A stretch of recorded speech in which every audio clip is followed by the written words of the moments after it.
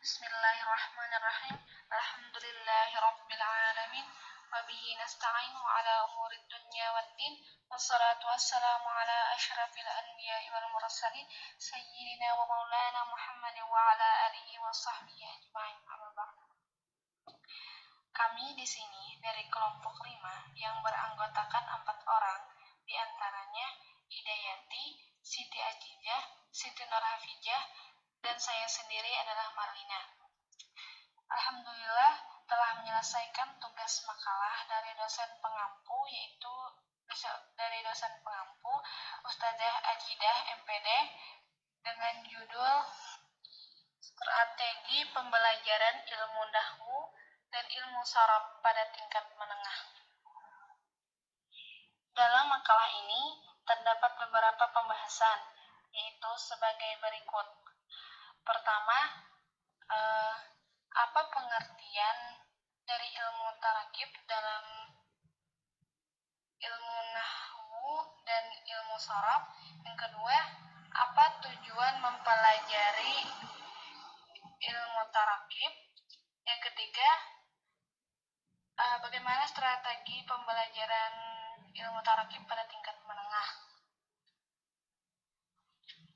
Di sini saya akan menjelaskan sedikit pengertian dari tarakib dalam ilmu nahwu. Yang pertama, pengertian ilmu nahwu. Menurut bahasa, lafaz nahwu secara bahasa memiliki 6 makna, yaitu al-qasdu, menyengaja, al-jihatu, arah, al-mislu, seperti, al-miqdaru, kira-kira, al-qismu, bagian, dan al-ba'du, sebagian. Sedangkan menurut para ahli, ilmu nahwu yaitu ilmu mengenai kaidah-kaidah untuk mengetahui hukum dari kata-kata bahasa Arab ketika berdiri sendiri atau tersusun dalam kalimat dari segi i'rab dan mabni, sehingga bisa ditentukan harakat akhir dari kata tersebut, dan ilmu untuk mengetahui benar atau tidaknya suatu ucapan. Yang kedua, pengertian ilmu sharaf. Secara bahasa, sharaf atau tasrif berarti merubah atau mengubah, sedangkan menurut istilah ialah suatu perubahan dalam bentuk kata asal, yaitu fi'il madhi, ke bentuk yang lain dengan arti yang berbeda. Sedangkan menurut pengertian lain, ilmu sharaf adalah suatu cabang ilmu pengetahuan yang harus diketahui pertama kali oleh para pelajar agama, terutama para pelajar madrasah atau pondok pesantren, karena ilmu sharaf merupakan induk segala ilmu. Sebab ilmu sharaf itu melahirkan bentuk setiap kalimat, sedangkan kalimat itu menunjukkan bermacam-macam ilmu. Dengan mempelajari ilmu sharaf ini bertujuan untuk memahami dan mengkaji makna Al-Quran dan hadis. Selanjutnya, B. Tujuan mempelajari tarakib atau struktur bahasa, yang mana ada 2 ilmu, yaitu ilmu nahwu dan ilmu sharaf. Yang pertama, tujuan mempelajari ilmu nahwu. Tujuan belajar ilmu nahwu menurut definisi adalah untuk menjelaskan perubahan bunyi akhir pada setiap kata dan peringkat kata, atau mewaki al-i'rab. Setiap orang yang ingin menguasai bahasa Arab dan terjemahannya, mereka pasti harus belajar dan menguasai ilmu nahwu terlebih dahulu, karena ilmu nahwu mengajarkan bagaimana kaidah-kaidah bahasa Arab yang sebenarnya mulai dari yang paling awal.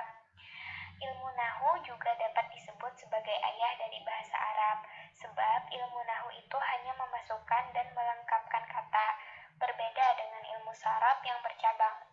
Alasan lainnya juga karena dari ilmu nahwulah pangkal turunnya ilmu sharaf, dan ilmu nahwu juga disebut sebagai ilmu tertua yang asas sebagai pencetus ilmu.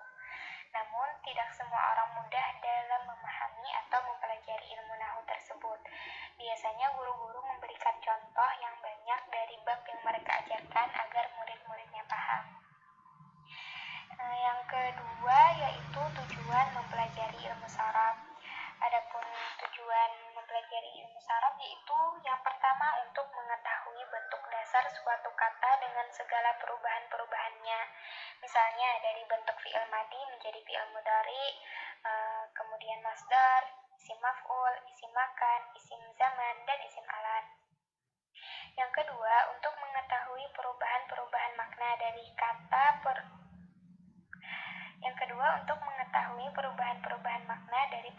perubahan bentuk dasar kata. Misalnya, ghafara dari bentuk sulasi diubah menjadi beberapa bentuk seperti istighfar atau taghafara. Yang ketiga yaitu untuk mengetahui perubahan fungsi suatu kata, misalnya semula bentuknya kata kerja lazim atau yang tidak membutuhkan objek atau maf'ul bih berubah menjadi muta'addi yang membutuhkan objek atau maf'ul bih. Yang keempat, untuk membantu seseorang dalam rangka melacak makna atau arti suatu kata dalam kamus. Dengan ilmu saraf kita dapat lacak berdasarkan dari bentuk dasarnya, apakah ia termasuk fi'il madi, sulasi, atau yang lainnya. Yang kelima yaitu untuk membantu penerjemahan agar menemukan makna atau arti dengan tepat dan menemukan asal kata dengan benar, seperti istighfar asalnya dari sulasi yaitu ghafara yang artinya mengampuni. C. Strategi pembelajaran tarakib atau struktur bahasa pada tingkatan menengah. Definisi pembelajaran adalah kegiatan guru secara terprogram dalam desain instruksional untuk membuat siswa belajar secara aktif, yang menekankan pada penyediaan sumber belajar. Sedangkan strategi pembelajaran atau bisa disebut dengan teknik pengajaran adalah operasionalisasi metode. Oleh karena itu, teknik pengajaran itu berupa rencana, aturan-aturan, langkah-langkah, serta sarana yang pada prakteknya akan diperankan dalam proses belajar mengajar di dalam kelas guna mencapai dan merealisasikan tujuan pembelajaran. Strategi pembelajaran tarakib itu sendiri dalam beberapa lembaga pendidikan seringkali dipisahkan menjadi dua, yaitu pembelajaran nahwu dan saraf. Keduanya memiliki karakteristik materi yang berbeda. Dengan demikian, jika keduanya berdiri sendiri, maka strategi pembelajarannya tentu akan berbeda. Pengajaran tata bahasa berfungsi sebagai penunjang tercapainya kemahiran berbahasa. Tata bahasa bukan tujuan, melainkan sarana untuk menggunakan bahasa dengan benar dalam komunikasi. Metode pengajaran tata bahasa atau tarakib sendiri terdiri menjadi dua bagian. Yang pertama, pengenalan kaidah-kaidah bahasa. Yang kedua yaitu latihan drill. Untuk pengenalan kaidah-kaidah bahasa sendiri yaitu al-nahwu wa as-saraf memiliki dua cara, yaitu dengan cara dedukatif atau induktif. Cara yang pertama yaitu cara dedukatif. Dimulai dengan pemberian kaidah yang harus dipahami dan dihafalkan, kemudian diberikan contoh-contoh. Setelah itu, siswa diberi kesempatan untuk melakukan latihan-latihan untuk menerapkan kaidah atau rumusan yang telah diberikan. Cara ini mungkin lebih disenangi oleh sebagian pembelajaran bahasa orang yang dewasa, karena dalam waktu singkat mereka telah dapat mengetahui kaidah-kaidah bahasa, dan dengan daya nalarnya mereka dapat mengaplikasikan kaidah-kaidah itu setiap kali diperlukan. Cara kedua yaitu cara induktif. Dilaksanakan dengan cara guru pertama-tama menyajikan contoh-contoh. Setelah mempelajari contoh-contoh yang diberikan, siswa dengan bimbingan guru menarik kesimpulan dari kaidah-kaidah bahasa berdasarkan contoh-contoh tersebut.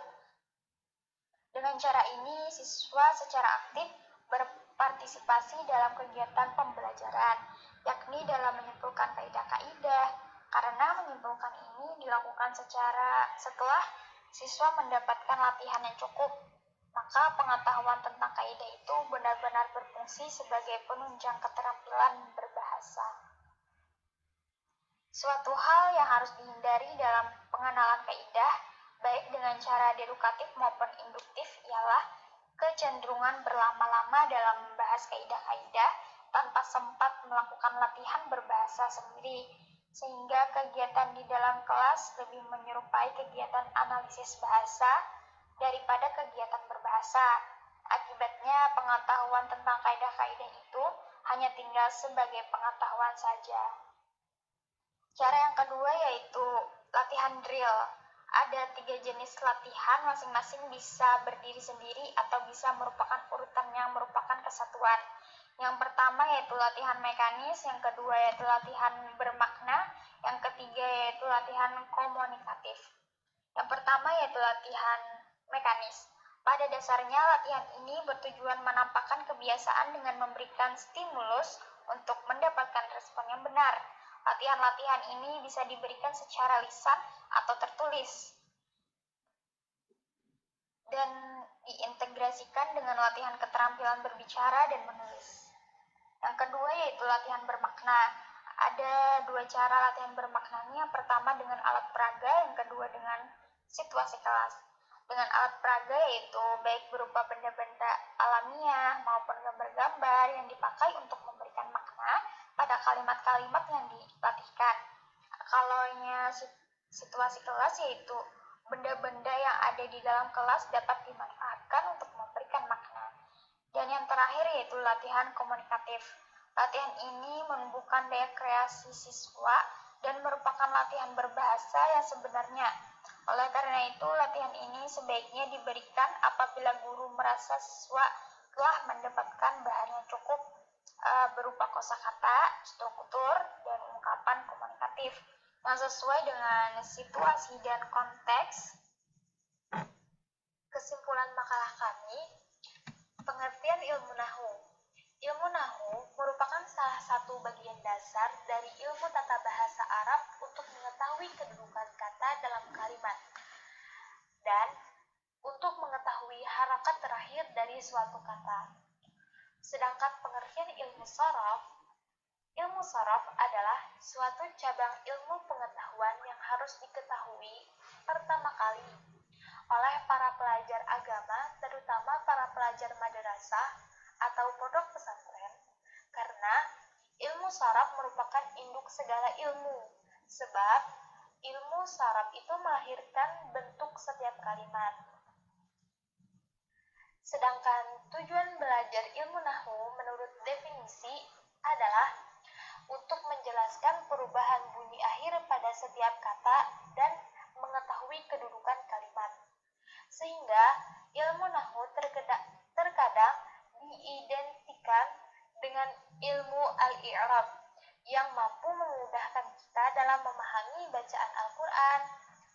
Adapun salah satu tujuan mempelajari ilmu sorof yakni untuk mengetahui bentuk dasar suatu kata dengan segala perubahan-perubahannya. Misalnya, dari bentuk fi'il madhi menjadi fi'il mudhari. Sedangkan strategi pengajaran tata bahasa atau talqin terdiri dari 2 bagian. Bagian pertama, pengenalan kaidah-kaidah bahasa yang terdiri dari nahu dan sorof. Pengenalan kaidah dapat dilakukan dengan cara dedukatif atau induktif. Bagian kedua, latihan drill. Ada 3 jenis latihan, yakni latihan mekanis, latihan bermakna, dan latihan komunikatif. Sekian dari makalah dari kami. Wassalamualaikum warahmatullahi wabarakatuh.